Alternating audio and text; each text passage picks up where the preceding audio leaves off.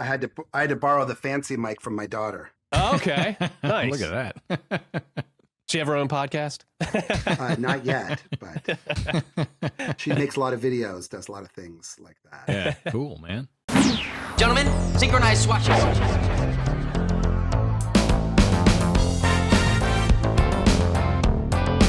Not a problem.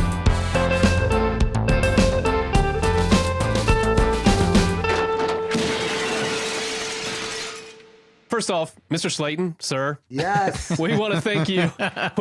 We really want to thank you for sitting down with us and talking with us, man. We appreciate it. Of course. It's my pleasure. I'm so stoked that you guys are bringing attention to the show and to all things 90s. It's really, really great. Well, we love it, man. I mean, it's a major part of our childhood or teenagehood, I guess. And it's great to revisit it, you know. Of course.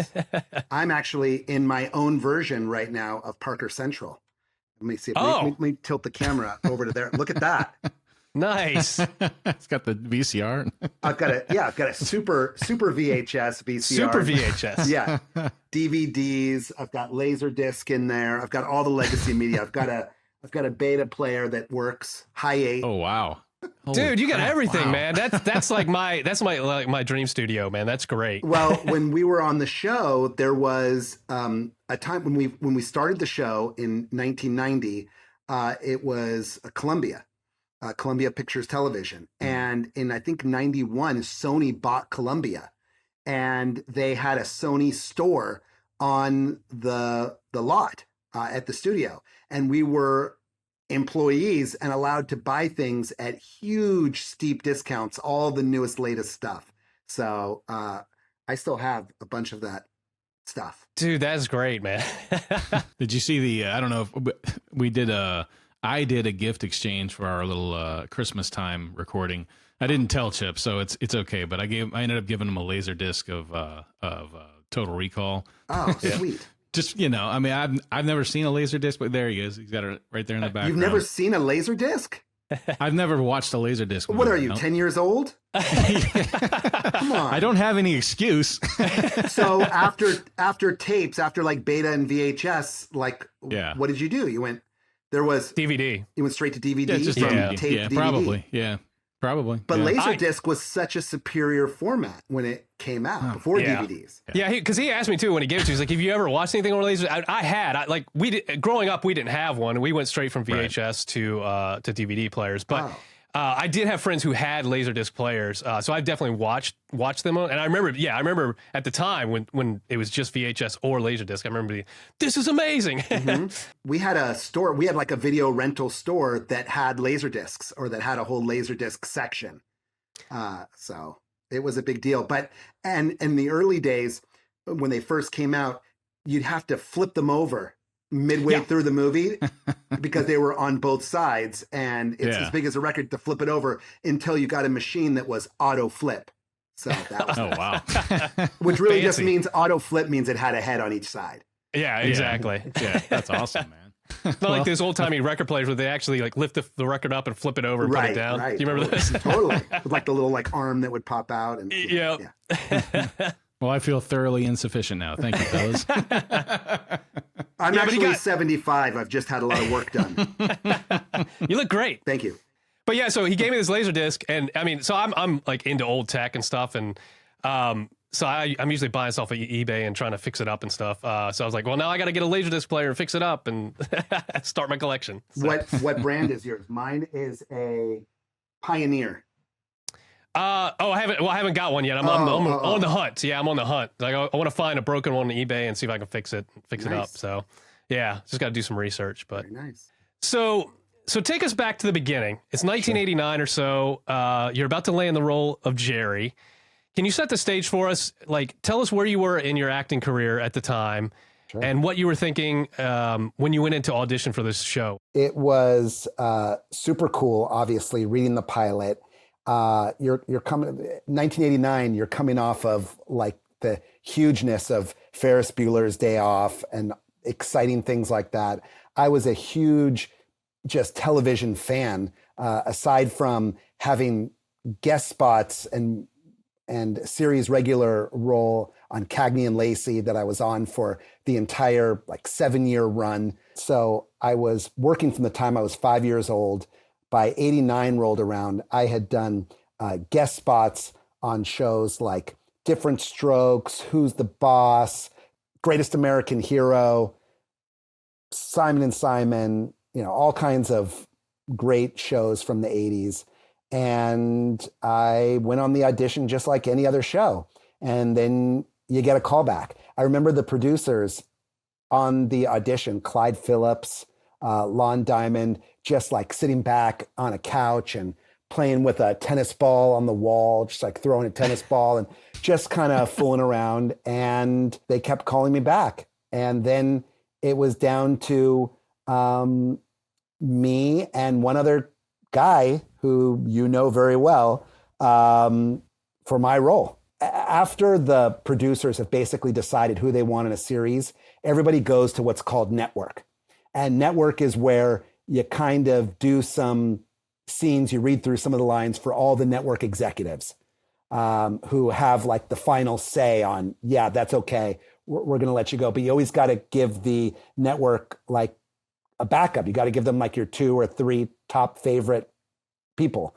And even it's so important going to that final audition before the network that they make you sign basically a 5-year contract before you'll even go there, because they want to make sure that if they like you, if you're the one that's picked, you don't suddenly use that as leverage to get a better contract. So the contracts are all negotiated before you go, whether or not you're going to actually get the job. Oh, wow. Okay. I didn't know. Yeah. Yeah. Everything is set.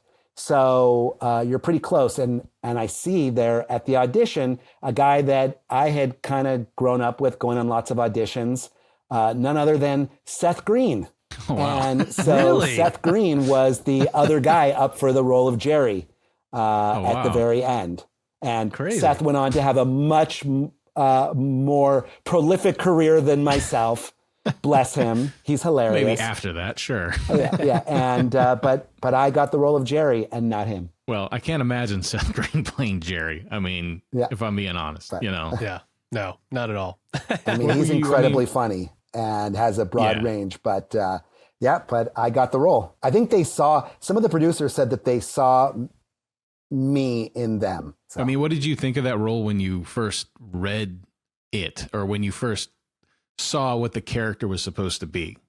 It was incredible. I loved the idea of the jacket and just getting to be nerdy. And, all the roles that I had played, pretty much other than Cagney and Lacey, were all kind of nerdy roles. I guess I was kind of getting typecast in the 80s.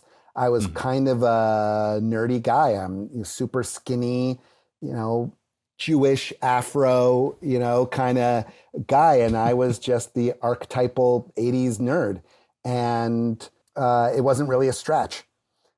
So I loved it. I read it and I loved it. And then just doing the pilot, fell in absolute love with it. You could see how much fun we were all having with it, even in the pilot. When I'm getting shoved into the locker saying things like, Mr. Lewis, sir, I'm sure it's not true, but the kids are saying you kissed Mr. Randall's girlfriend. I just wanted to say, sir, that even if you did kiss Miss Feknowitz,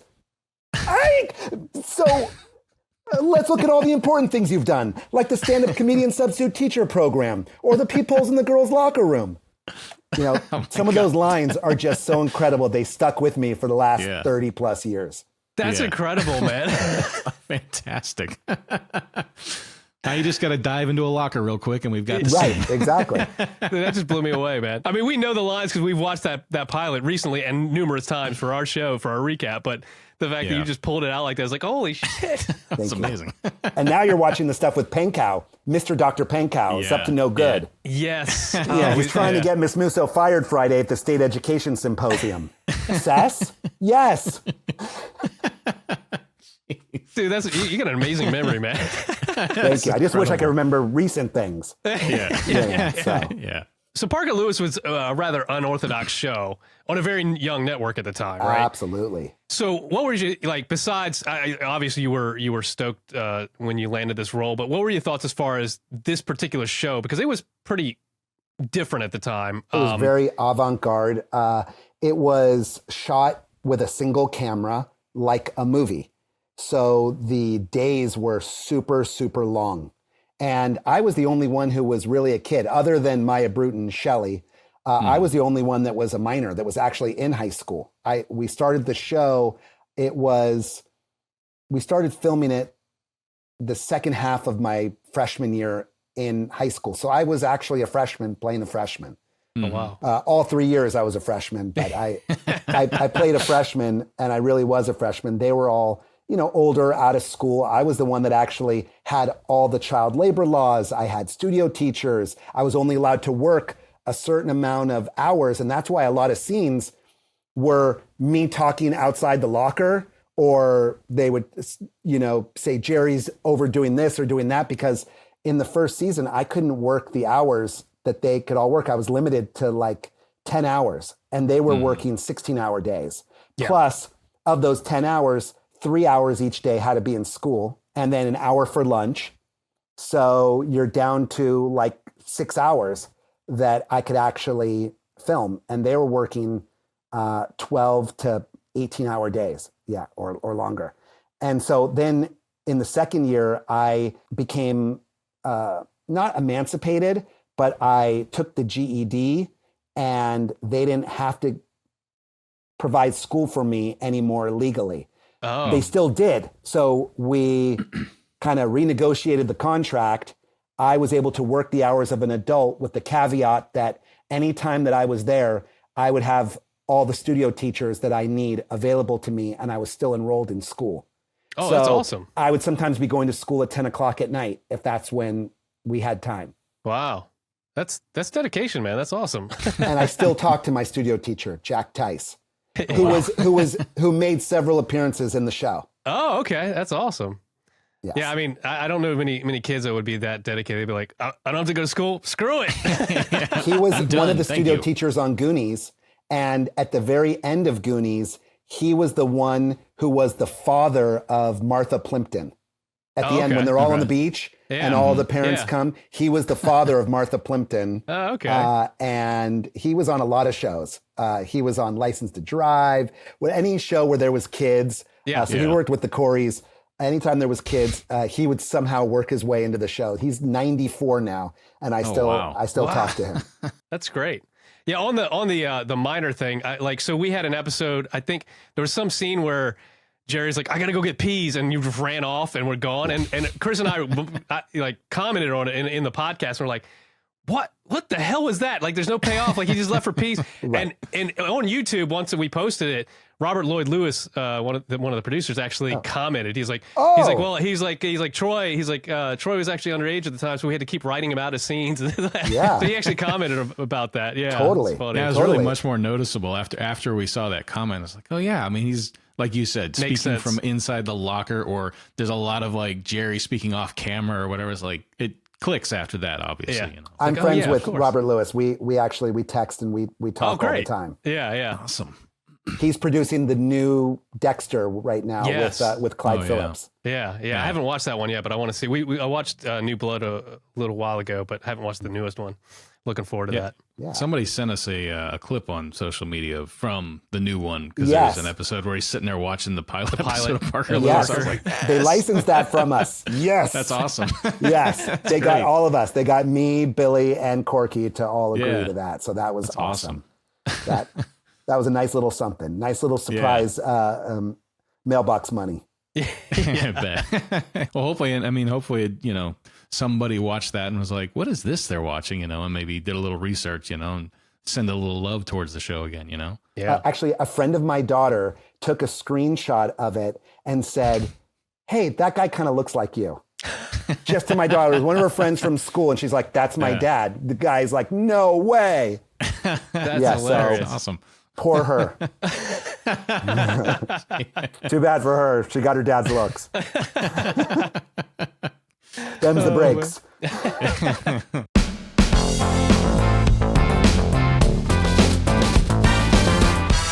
I know a commercial break is a long time, but you've got to try and remember. It's interesting, like watching in our rewatch of the show that and you know how quickly these characters seem to develop, and they shed the pilot episode awkwardness very quickly. Like Totally. The pilot episode is what it is, and then almost immediately, we've got well-rounded characters top to bottom in the cast, to the point where we actually care very quickly about the conflicts between them. What would you say might inform that on the other side of the camera? Well, it just got better and better in the beginning until the third season. We'll come back to that. Put a pin in that. It got better and better because we all got comfortable with each other. We were all fooling around with each other. We developed relationships with ourselves and with the crew outside of what you can actually see on camera. And all of that, as we became comfortable with each other and trusting each other, taking certain risks with whatever, then I think that came off on screen, and we became much more comfortable in our own skin and in our characters. Yeah, I mean it's noticeable. I mean, I think it just stuck out to me because it seems unusual for sitcoms you watch now. It just feels it stuck out to me just how quickly those characters just seemed, fully formed. It's so hard to even fathom how much work went into producing a 22-minute episode. Yeah. Mm-hmm. 5 full days of work. It would start off at the call times on Mondays would be 6 a.m., right? Usually 6 a.m. for the crew, maybe 6:30 for the cast.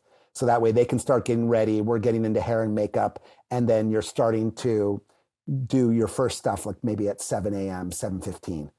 And by the end of the week, the call time would be 12, 1, 2 o'clock in the afternoon because of the weird union things.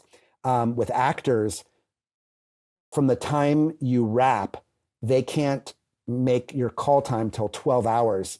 You have to have a 12-hour turnaround. So if you're released at 8 p.m. or 9 p.m., you can't be called in till 8 or 9 the next day unless they pay a major penalty for it, which they didn't want to do. That only happened a few times. We'd have a forced call, and that would really make the crew upset because the crew would rely on the actors' 12-hour turnaround, so that way they could have some time with their families. Yeah. So that would mean that on Friday nights, usually the show would be wrapping at around 2, or sometimes even later in the morning on Saturday morning. 2, 3 in the morning on Saturday morning. Yeah, because your call time just keeps creeping each day, right? Right, yeah. exactly. Yeah. Well, I think part of that, like early on, like just the show hitting the ground running and losing that pilot awkwardness that Chris was talking about. I think it's really just because I see it as like an alchemy of just great writing, great talent. Like I feel like it was a perfect storm. Right? All these elements came together to where within the first couple episodes, you've got episodes that most shows don't have till like their second season. You really got to know the characters where they're having conflict between themselves instead of like an outer force. It just seems like you guys could jump in it quickly and it just worked. Totally. And the writers were all super young, hip, fun, great guys. I would love to just, when I wasn't on the set, I would just stroll into the production offices, which were just, 300 feet down the road. And I would pop in and just go see if any of the writers were there, see if there was in a writer's meeting. And Clyde would either say, yeah, you can come in, or, no, get out of here. And I would come in and they would hand me, something and say, read this, and do a cold read of some scene, some lines from Jerry. And so they could hear it. And nice. It was awesome. So they were comfortable. We were comfortable with them.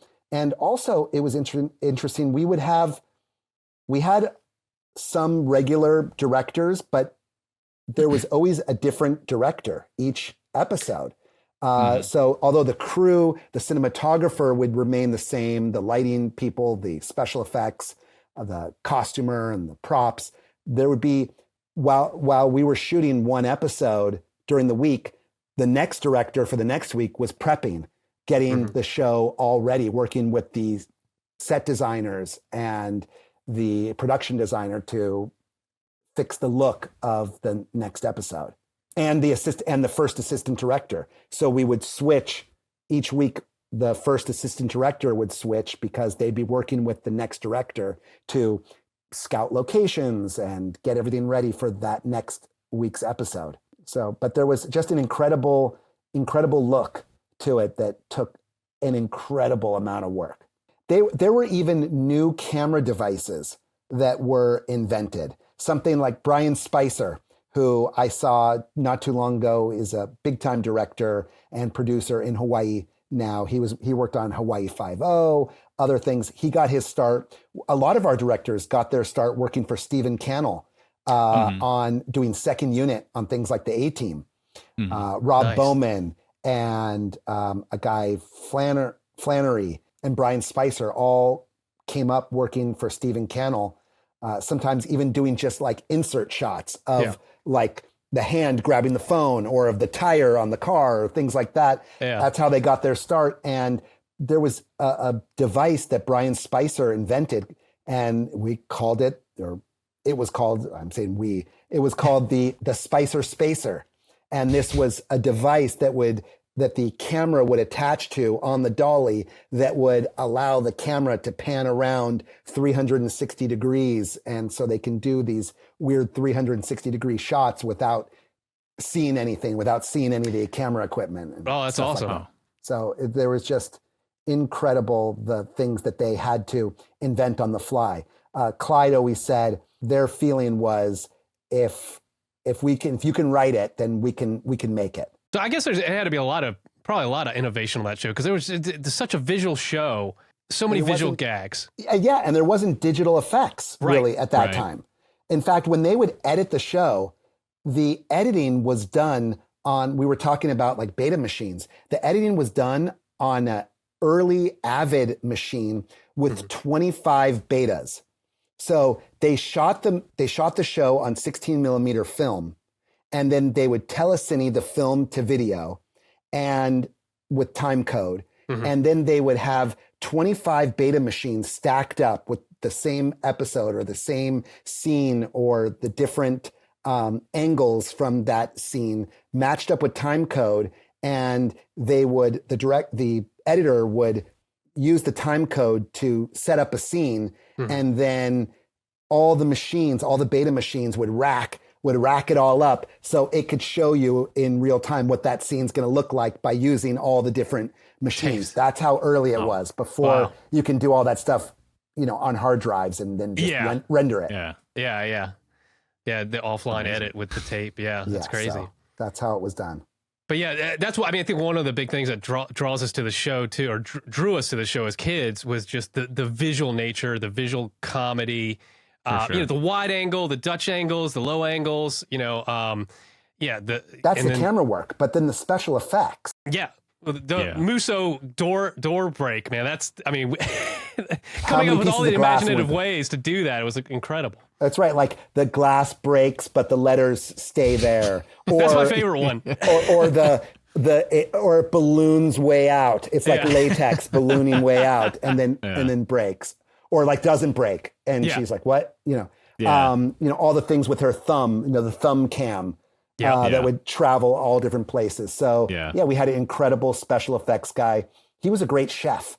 I used to go eat in his truck. He had like a 40-foot trailer that was his laboratory, tons of gunpowder. I may or may not have gotten some illegal fireworks from him and a mortar, really smart giving that to a 16-year-old. He could definitely be in jail. I could have burned down something. Thank God I didn't. And the statute of limitations has long passed. Yes. I can tell you because I'm in the law, so I can tell you the statute of limitations is definitely passed on that. Is that why you went into the law? Yeah, so you can cover your ass. Cover your ass. Maybe. I can neither confirm nor deny that. Fair enough. We won't make you. This isn't Nancy Grace. We're not going to hammer you here. That's right. I get hammered by Nancy Grace all the time. I know. I saw some of those clips. I was just like, I don't know how the one that I watched was her just dismissively just like, all right, Slaten. I was like, how do you just answer? Put him up. Put him up. You know, sometimes when I'm saying something, and then, and I'm supposed to be on there to be the opposite of whatever she says. I go on. I'm friends with her. We've been friends for over 10 years. Yeah. And some of my favorite lines from her are like, cut his mic. Yeah. They never cut my mic. But she's awesome. Yeah. I have fun. I have a lot of fun doing that show. It looks like it. I mean, the little bit that I watched, it looks like it would have to be, you would have to enjoy it to go on it that often, I would think, Yeah, it's fun. Do you think acting has prepared you for like those appearances? Like, I mean, as far as just, for sure. Yeah. Oh, for sure. I mean, it was when Lindsay Lohan started getting in trouble around, I want to say 2016, 2015. And a producer from E! News reached out to me and said, hey, it was through a mutual friend. You're a criminal defense lawyer and you used to be a child actor. Can you comment on what's going on with Lindsay Lohan? I said, camera, lights, makeup? Sure, I'm in.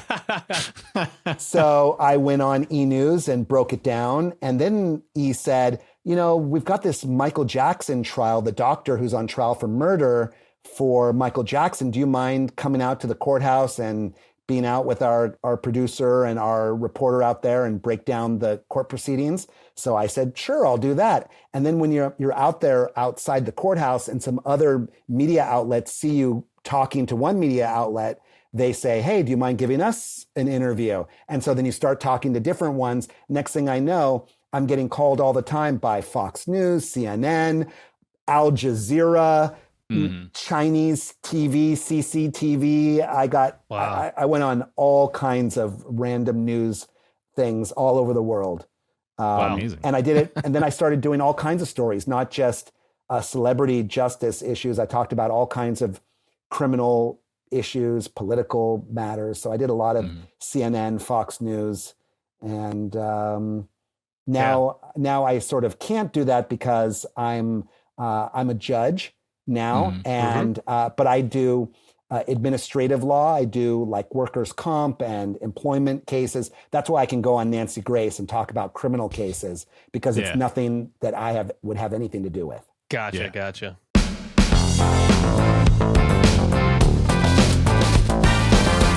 Penny, for your thoughts?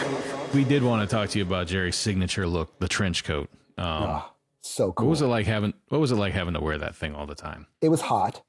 Yeah. They would blast AC into the sound stage, but when you're filming, just like the fan noise on the computer that we had to worry about, you have to worry about hearing a pin drop on the sound stage. And so it was hot because we'd have very hot lights on. It was before there were all the LED and fluorescent lights. In fact, some of the fluorescent lights that they use in TV and movie production were just starting to be used. And so we were actually some of the first ones to be using those color corrected fluorescent lights. And so these were real lights and it was hot. It could be the middle of the summer and they could try and cool down the soundstage as much as they can. But as soon as you start filming, everything has to be turned off and it could get hot really fast. Yeah. And so they're constantly powdering our faces, mopping up the sweat, trying to put something like an astringent on the back of your neck, something called Sea Breeze. So it's supposed to cool you down or something? It's supposed to cool you down. It's like the feeling of like menthol on the back of your neck to kind of try and cool you down or make you feel cooler.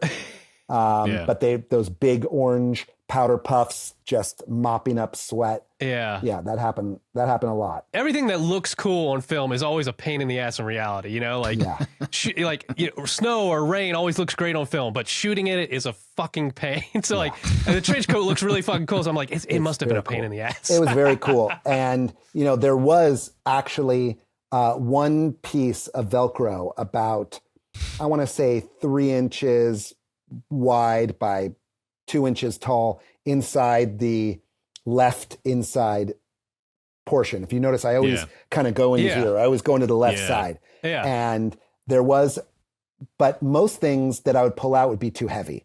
to actually attach to the Velcro. There was actually Velcro in there. I figured there was nothing there, and they just, of course they're putting the sound in post, but there was actually Velcro in there. There was actually Velcro, but the sound was of course added sound in post production. The Foley artists doing the Velcro. But there was really Velcro in there. But there was usually a prop person handing just under your coat. Down below, just handing me whatever it was, like frozen yogurt with gummy bears.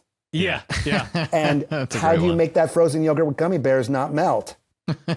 Because it's not frozen yogurt. It's like colored mashed potato that was put into a pastry tube. And they would color it with whatever dye, take mashed potatoes, and you put it and then spray it with some sort of hardening thing. And then you put real gummy bears that are stuck in with like toothpicks or pins or whatever, so they don't fall anywhere. And you're like, that's great. Don't eat it. Yeah. So of the gags, I mean, is there any besides like the yogurt one? Is there any gags, trench coat gags that stick out as like your favorites? That you're like, Oh yeah. I remember it was, I think, episode 3 where I kind of lose my way and go with Parker's enemy and Matt Stiles. Matt Stiles, exactly. And there was a nice, he gave me a cell phone that popped out of my coat at that time. I guess maybe it was my leather jacket. I had a fax machine, was really great. Pulling a cheerleader out of my jacket was really cool at one point. A periscope. Where a periscope came out where I get to like put my arms on the periscope, like I've seen in submarine movies, looking around. That's what I can think of off the top of my head. Of course, the Musso ditch excuse file, of course. The Rolodex. The Rolodex. Yeah. I think my favorite, it's not like a pulling it out, but like there's one, I think is an episode coming up that we haven't reviewed yet, but I saw it a little while ago. You're like trying to avoid a girl or something, and you go up against the wall in the cafeteria and you pull your trench coat over you, and it's like a chameleon, and it just changes color. I was like, that's fucking great. Right. So they had, I think they gave me one, or they made one that was like chroma key green. Yeah. That's great. And gag. so they could key me out of it, and but you can still kind of see it. It's such a great gag. That's the kind of stuff that kind of silly stuff like that is just like, that's what I loved about watching that show when I was a kid, was just, and I mean, I still laugh at that now. Like if I see something like, it's like that, like Frank coming out of nowhere, just appearing out of thin air, that kind of stuff. It's just so weird, but it's just so funny. But you asked earlier about how did we kind of come into the characters and stuff, and how did we kind of evolve into it so quickly. I think it was when we started watching it ourselves, we kind of got the idea about how it looked and how it was playing, and we kind of played into that. Like when I would hear the like Roadrunner noise, or hear the different sound effects like of me popping in, I would kind of like play into that because I kind of knew that was coming. So it kind of helped us by even watching what they were doing, make us play into those kind of things even more. Yeah, that makes perfect sense, because there's such a physicality to Jerry's, to Jerry. I mean, like what you were just talking about, the popping into the scene with the little spring sound effect, or like when he launches out of a scene with a rocket sound effect. So, I mean, the fact that, it makes perfect sense that viewing it after the fact, informed the performance. That's very interesting to hear. I can remember times where, you can't see it, but it looks like you come right up to like Parker's face or something, and I'm just right on the other side of the lens. So I'm like right there waiting, and I can just be it's just 2 inches for me, although it may they make it look like I'm coming from wherever, but I'm just going like this, and I'm right there. And do you ever like bump into him when you? Of course. And there was times where you're doing your close up, and the person is on the other side of the camera that you're in the scene with, and they're making faces or things like that to try and mess you up. That would happen. Kids. Come on, guys. I've only got 10 hours here. Yeah. Did you ever get to pitch any ideas for the trench coat, or was that always straight from the script? I think it was pretty much straight from the script. I can't remember a time. I mean, the writers were just incredible. I'd love to take credit for their writing, but I really can't.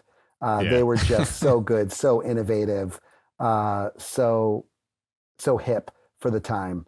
Yeah. Well, the writing's spectacular, but I mean, the whole cast, Chris and I talk about this all the time.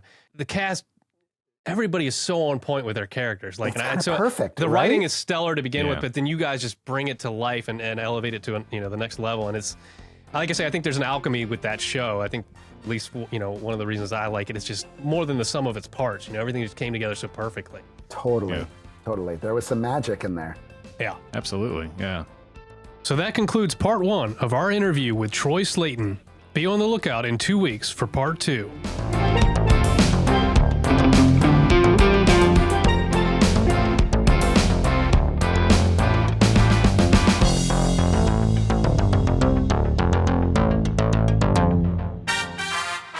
My friend Jerry said you guys were going to do something really neat today.